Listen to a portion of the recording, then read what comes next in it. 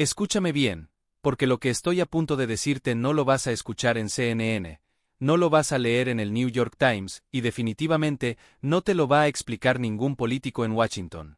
Esta noche quiero que hablemos de lo que realmente ocurrió cuando las Fuerzas Especiales Mexicanas, entrenadas, financiadas y coordinadas con inteligencia estadounidense, entraron a ese complejo y capturaron al hombre que por años fue considerado intocable. Pero más importante que el cómo, quiero que pensemos juntos en el por qué ahora, en el para quién y en lo que esta operación nos revela sobre las estructuras de poder que gobiernan no solo México, sino la relación entera entre dos naciones que comparten frontera. Comparten economía, y comparten una historia de decisiones que benefician a muy pocos mientras el resto paga el precio. Porque detrás de cada operación espectacular, siempre hay una historia más profunda que nadie quiere contar. Y aquí es donde la historia se pone verdaderamente interesante, porque lo que voy a contarles ahora no es simplemente una historia de acción militar, no es una película de Hollywood, no es algo que se inventó en una sala de guionistas en Los Ángeles. Esto sucedió. Esto es real. Y cuando uno empieza a desenredar los hilos de lo que realmente ocurrió esa noche, empieza a comprender algo mucho más profundo sobre el poder, sobre el Estado, sobre el capitalismo, y sobre cómo funciona realmente el mundo en el que vivimos. Porque veamos esto con claridad. Cuando los medios de comunicación reportaron la captura de este líder cartelero, lo presentaron como una victoria, como un triunfo del bien sobre el mal, como la prueba de que el sistema funciona, de que las instituciones pueden combatir la corrupción, de que hay esperanza. Y yo no digo que eso sea completamente falso, pero sí digo que es incompleto. Y cuando algo es incompleto, cuando algo omite partes fundamentales de la realidad, entonces en cierta medida también es una mentira, no una mentira maliciosa necesariamente, pero una narrativa construida, una historia diseñada para que consumamos ciertos hechos y no pensemos demasiado en otros. Entonces, vamos a pensar en los otros. Vamos a hacer lo que rara vez se hace en los noticieros, en los periódicos, en los análisis superficiales.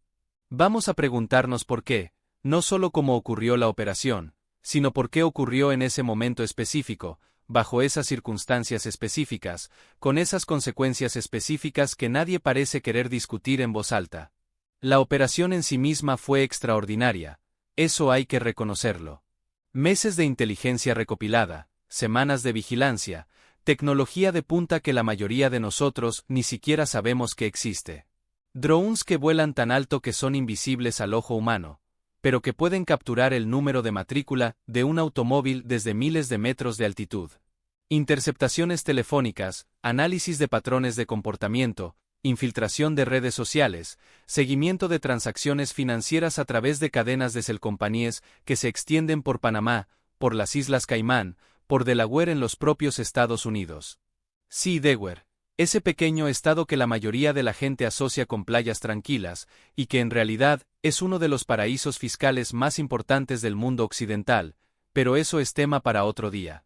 El punto es que la inteligencia que se acumuló para esta operación representó años de trabajo, no meses, años.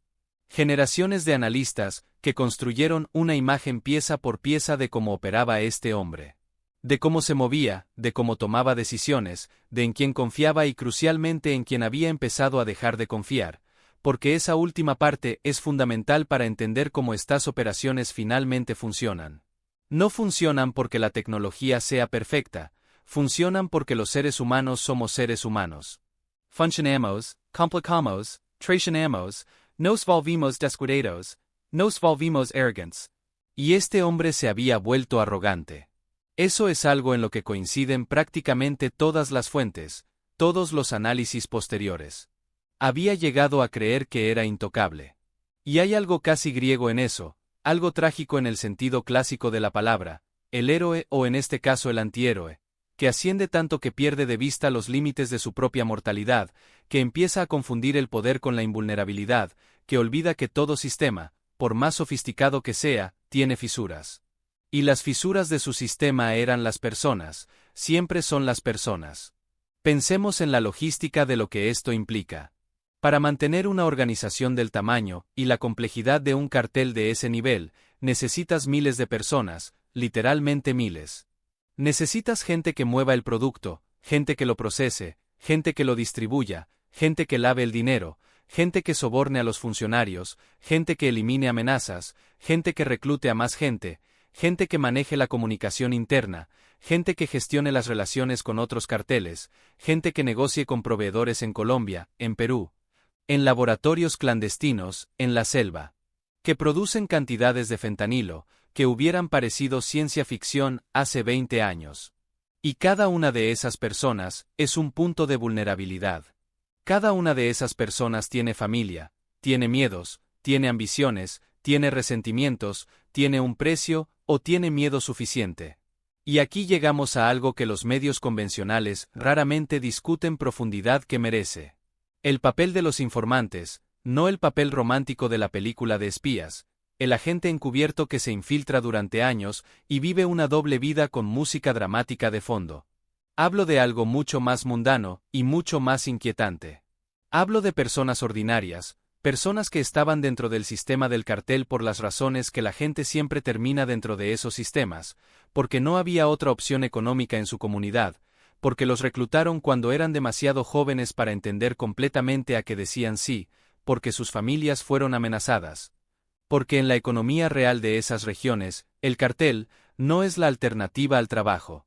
Legítimo. El cartel es el trabajo. Es la única empresa que está contratando, que paga puntualmente, que ofrece algo parecido a la movilidad social en comunidades que el Estado y el mercado formal abandonaron hace décadas. Y yo digo esto no para romantizar el crimen organizado que no lo hace, sino para insistir en algo que considero fundamental para entender este fenómeno. El cartel no existe a pesar de las condiciones económicas de México.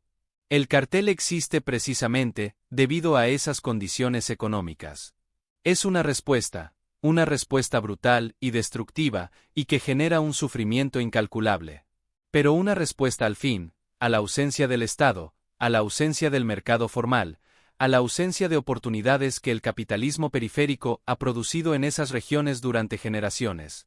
Y cuando no entendemos eso, cuando simplemente decimos capturamos al malo, y ponemos la historia en una caja y la cerramos, nos privamos de la posibilidad de entender por qué al cabo de 6 meses ya hay alguien nuevo ocupando ese espacio, ya hay otra organización llenando el vacío. Ya hay otra generación de jóvenes que no tienen mejor opción que incorporarse a la siguiente estructura de poder criminal, que se reorganiza con una velocidad y una eficiencia que debería hacernos reflexionar. Pero regresemos a la operación, porque hay detalles específicos de lo que ocurrió esa noche que merecen atención. Las fuerzas especiales que ejecutaron la captura no eran simplemente soldados con mejor equipamiento, eran el producto de años de cooperación con agencias estadounidenses entrenadas en protocolos desarrollados en Afganistán, en Irak, en operaciones contraterroristas que se rediseñaron y readaptar para el contexto del narcotráfico en América Latina.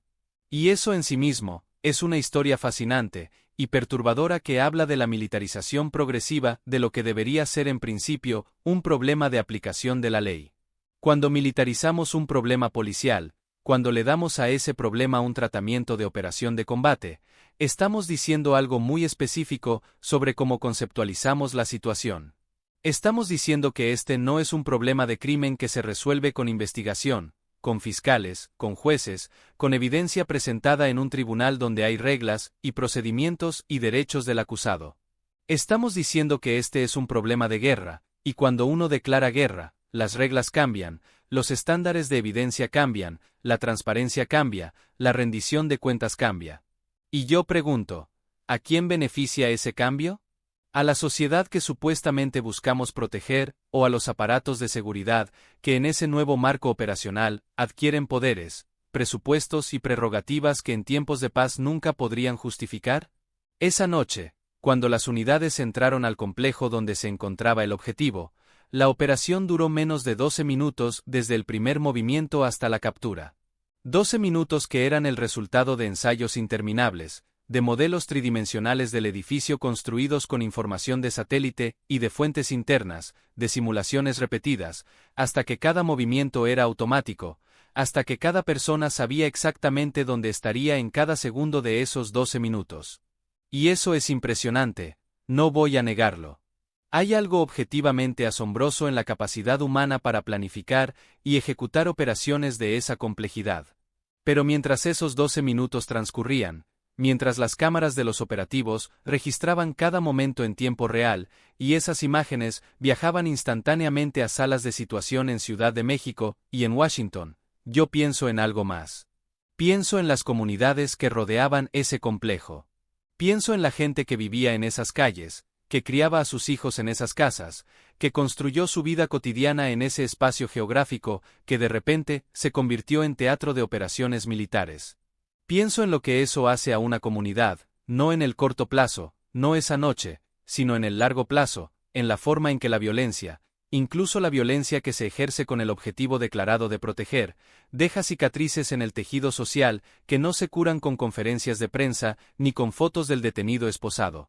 Después de la captura vino lo que siempre viene, las declaraciones oficiales, los funcionarios frente a las cámaras, explicando la magnitud del logro, cuantificando el impacto, proyectando confianza.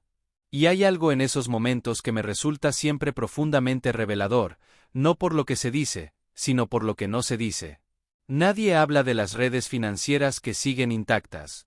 Nadie habla del dinero que ya estaba movido, ya estaba lavado, ya estaba integrado en la economía formal mucho antes de que cualquier operación pudiera tocarlo.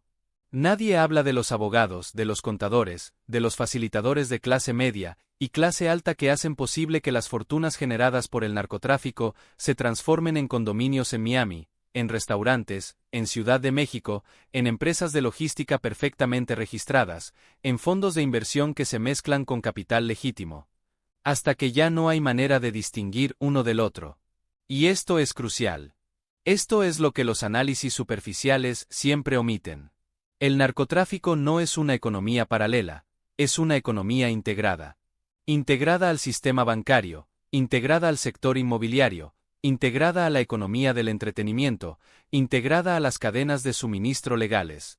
El economista que estudia esto con seriedad no puede trazar una línea limpia entre el dinero sucio y el dinero limpio, porque esa línea hace décadas que dejó de existir, si es que alguna vez existió de manera tan clara como nos gustaría creer.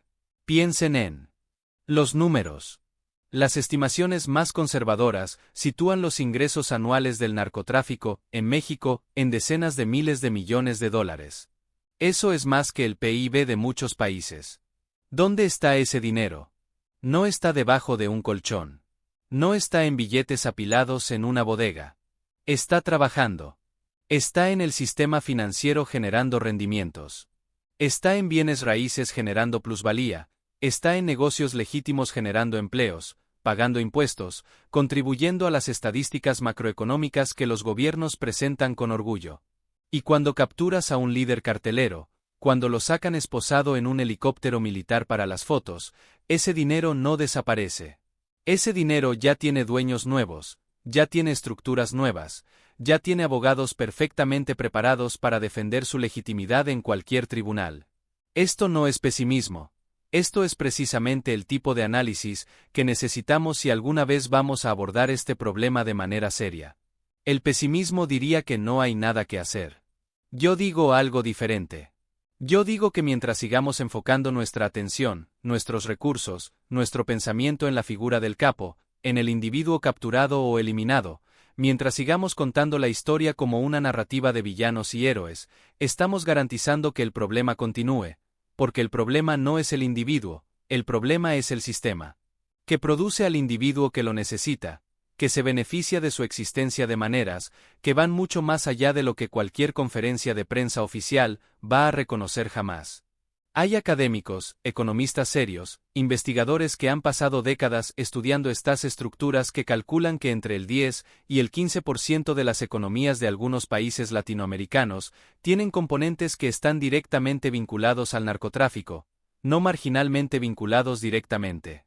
Y esos mismos estudios sugieren que la eliminación abrupta de ese componente económico, sin una alternativa estructural, no produciría prosperidad y seguridad, produciría colapso, produciría desempleo masivo en regiones que ya operan al límite, produciría inestabilidad política. Produciría exactamente las condiciones que históricamente han generado más violencia, no menos. Entonces, cuando uno entiende esto, cuando uno absorbe la magnitud real de lo que estamos discutiendo, la captura de ese líder cartelero se convierte en algo muy diferente a lo que los titulares anunciaron.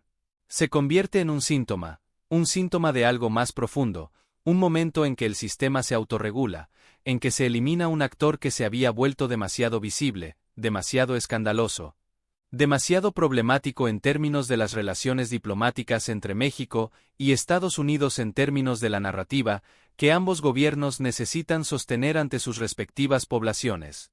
Y en ese proceso de autorregulación, el sistema en sí mismo, la estructura que genera el narcotráfico, la integración entre economía criminal y economía formal, la corrupción institucional que hace posible que organizaciones de esa magnitud operen durante décadas. Todo eso permanece básicamente intacto. Y aquí quiero hablar de algo que pocas veces se menciona en este contexto, la demanda. Porque el narcotráfico, como cualquier fenómeno económico, existe porque hay demanda. Y la demanda principal no está en México, no está en América Latina. La demanda que hace que todo esto sea rentable, que hace que valga la pena el riesgo, la violencia, la corrupción, la operativa compleja de mover sustancias a través de miles de kilómetros y múltiples fronteras. Esa demanda está en los Estados Unidos, está en las comunidades suburbanas de Ohio, está en los barrios de Chicago, está en los campus universitarios de la costa este, está distribuida por toda la geografía de la nación más poderosa del mundo. Y yo pregunto, cuando los funcionarios estadounidenses dan conferencias de prensa celebrando la captura de un líder cartelero mexicano, cuando hablan de victoria en la guerra contra las drogas, alguien les pregunta sobre los bancos estadounidenses que han sido multados repetidamente por lavar dinero del narcotráfico y que siguen operando porque son demasiado grandes para quebrar. ¿Alguien les pregunta sobre las políticas de salud pública que han fallado en abordar la crisis de adicción que genera esa demanda incontenible? ¿Alguien les pregunta sobre el tráfico de armas que va en sentido contrario de norte a sur, que arma a los mismos carteles que luego se declara guerra? Porque hay algo casi kafkiano en la estructura de este problema, cuando uno lo ve en su totalidad. Estados Unidos exporta armas que arman a los carteles. Los carteles exportan drogas que alimentan una crisis de salud pública en Estados Unidos. Y ambos países entonces colaboran en operaciones militarizadas para capturar individuos específicos que son el síntoma visible de un sistema que ambos países de maneras diferentes contribuyen a sostener. Y luego se celebra la captura como un logro, como evidencia de que el sistema funciona, como razón para tener esperanza. Yo no digo que no haya que capturar a líderes criminales, no digo que las operaciones de las fuerzas especiales carezcan de valor. Digo que si eso es todo lo que hacemos, si eso es el límite de nuestra respuesta al fenómeno, entonces no estamos resolviendo el problema, estamos gestionando el problema, estamos administrando la apariencia de que hacemos algo mientras las estructuras fundamentales permanecen intactas. Y esa gestión tiene un costo enorme, no solo en términos económicos, sino en términos humanos, en términos del sufrimiento concreto, de comunidades concretas que viven dentro de este sistema y que tienen muy pocas herramientas para escapar de él. Los jóvenes que son reclutados por los carteles en comunidades donde el Estado nunca llegó con escuelas, con hospitales, con oportunidades económicas reales. Esos jóvenes no eligieron ese camino de entre múltiples opciones. Eligieron de entre las opciones que tenían. Y eso nos dice algo sobre el Estado, sobre el mercado, sobre el capitalismo periférico, sobre décadas de políticas neoliberales que desmantelaron sistemas de apoyo comunitario y dejaron esas regiones a merced de quienes sí llegaron a llenar el vacío, que en muchos casos fueron precisamente las organizaciones criminales. Organizaciones criminales que construyeron carreteras cuando el Estado no lo hizo, que pusieron clínicas cuando el Estado no lo hizo, que generaron empleos cuando el mercado formal no lo hizo, que crearon una economía local de lealtad y dependencia que ahora es extremadamente difícil de desarticular, precisamente porque tiene raíces genuinas en necesidades genuinas que el sistema oficial ignoró durante demasiado tiempo. Entonces, la operación de esa noche, esos 12 minutos de precisión militar, esa imagen del líder cartelero esposado y humillado que recorrió el mundo, todo eso fue real. Fue el resultado de trabajo serio, de recursos enormes, de capacidades técnicas impresionantes, y también fue simultáneamente un espectáculo cuidadosamente diseñado para comunicar ciertos mensajes y no otros. Para enfocar nuestra atención en el individuo capturado, y no en las estructuras que lo produjeron para celebrar la capacidad operativa del Estado. Sin interrogar las limitaciones estructurales que hacen que esa capacidad operativa sea cíclicamente insuficiente. Y yo termino esta parte con una pregunta, que creo que es la pregunta más importante de todas. ¿Qué pasó después? ¿Qué pasó en las semanas y los meses que siguieron a esa captura espectacular? Disminuyó la violencia en las regiones controladas por esa organización. Mejoraron las condiciones de vida en las comunidades que habían estado bajo su influencia. El dinero lavado fue recuperado y redistribuido. Las redes de corrupción institucional que habían protegido a esa organización durante años fueron desmanteladas. La respuesta, como todos sabemos, aunque raramente lo digamos tan directamente, es no. Lo que pasó fue una reorganización, un vacío de poder que generó violencia mientras distintas facciones competían por el control, un periodo de inestabilidad que afectó principalmente a las personas que ya eran más vulnerables. Y luego gradualmente, una nueva estructura de poder emergió. Aprendió de los errores del anterior, se volvió más cautelosa, más descentralizada, más difícil de atacar, con el mismo tipo de operación espectacular que tanto celebramos cuando ocurre. Y el ciclo continúa, y seguirá continuando mientras sigamos analizando los efectos sin tener el valor intelectual y político de analizar las causas. Eso es lo que la historia de esa noche, de esa operación brillante y limitada a la vez, nos está pidiendo que entendamos, no para que nos rindamos, sino para que finalmente después de décadas de esta guerra que no termina, empecemos a hacernos las preguntas correctas. Ya.